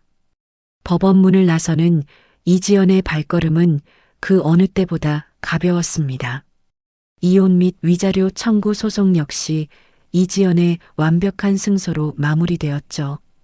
박민호와 최영숙이 숨겨두었던 알량한 예금과 보험금마저 위자료 명목으로 모조리 가압류되어 그들은 출소 후에도 땡전 한 푼 없는 신용불량자로 전락할 운명이었습니다. 이지연은 시원한 초겨울 바람을 깊게 들이마시며 과거의 질척이고 비참했던 인연을 법적으로 완전히 끊어냈음을 온몸으로 실감했습니다. 하늘은 눈이 시리도록 푸르고 높았습니다. 몇 주 뒤 잿빛 담장이 높게 둘러쳐진 교도소 면회실. 두꺼운 투명 유리벽을 사이에 두고 이지연과 박민호가 마주 앉았습니다. 연두색 죄수복을 입은 박민호의 가슴에는 수인 번호가 선명하게 박혀 있었습니다. 그는 이지연을 보자마자 유리벽에 두 손을 바싹 대고 덜덜 떨며 애원했습니다. 지연아, 내가 진짜 미쳤었어. 나 감옥에서 죽을 것 같아. 위자료 청구만이라도 제발 취하해줘. 나 나가서 평생 막노동이라도 해서 내 노예로 살게. 제발. 박민호가 콧물과 눈물을 뒤섞으며 비굴하게 구걸했습니다.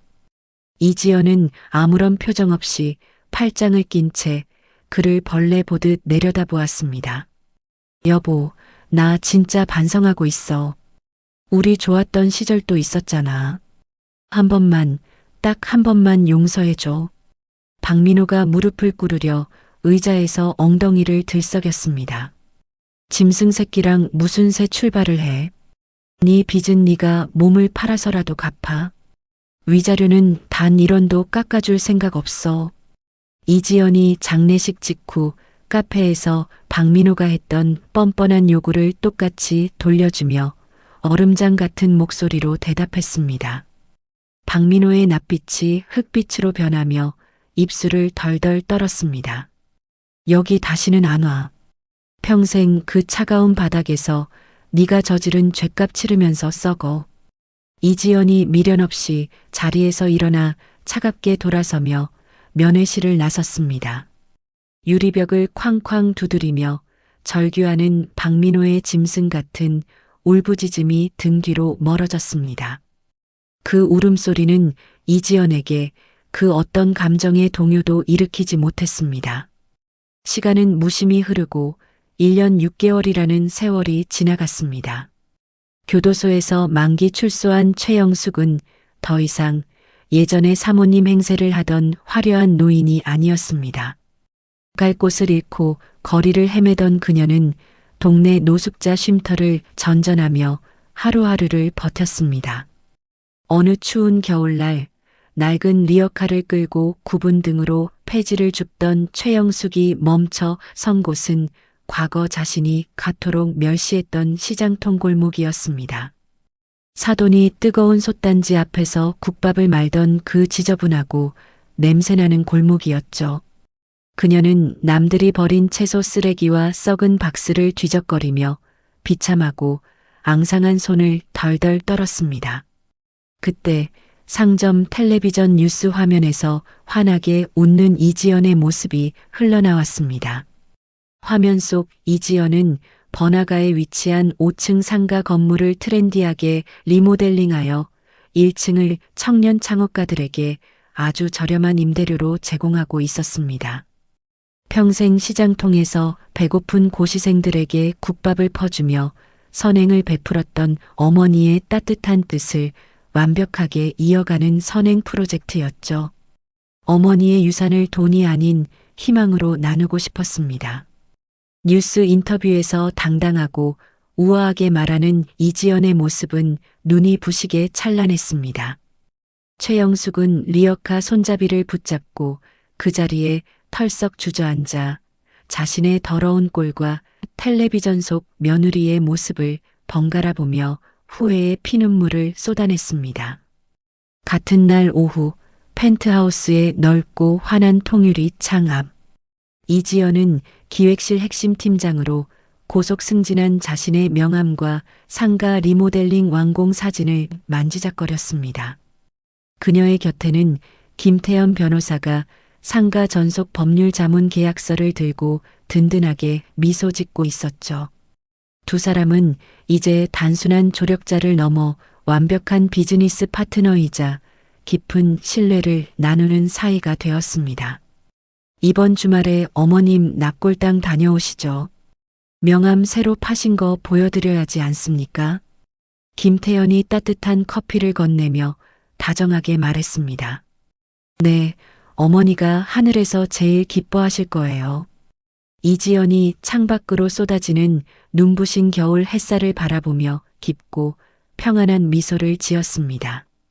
폭우가 쏟아지던 장례식 날, 쫓겨나 비참하게 울던 며느리는 이제 온전한 자신의 삶과 지위를 되찾은 거대한 성의 여왕으로 우뚝 섰습니다.